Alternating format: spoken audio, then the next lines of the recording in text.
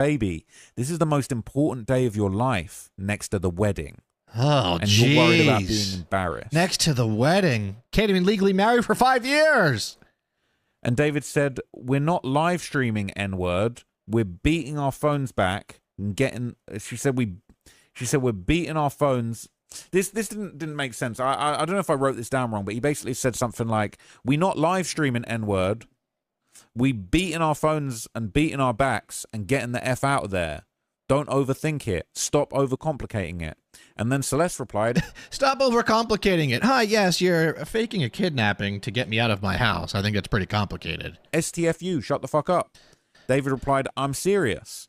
Celeste said, text you later, I'm cleaning. And David said, okay, love you. About to go finish the phone stuff and add service and shit. So the plan went through. The security guard did it. Once again, what's up with the security guard? Does anybody know? Let me know if you have any information, because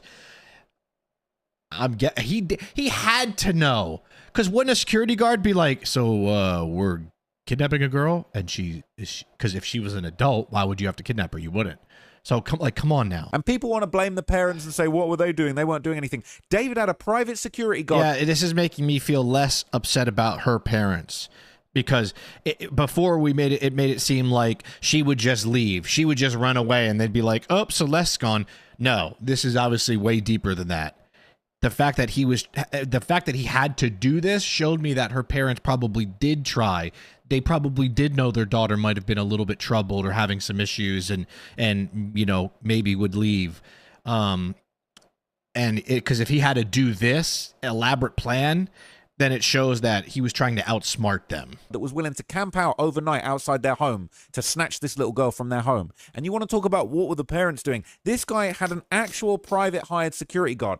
God forbid the family didn't try and intervene and fight David's private. Right, they could have been killed. Security to stop their daughter being abducted is ridiculous. Yeah. It's absolutely ridiculous. I actually wish the parents, I mean, you know, I understand why the parents felt like they needed to leave the court, but I wonder if they're even aware of some of these details. Oh, they had to leave the court. Once again, though, can you blame them? Different story if we'd have heard all of that stuff, and then we would have seen this body cam footage of him lying to the police, being like, oh, I never really heard of her. Like, you know, I think she told me she was 18, but they be saying she's 13. I've seen the missing poster.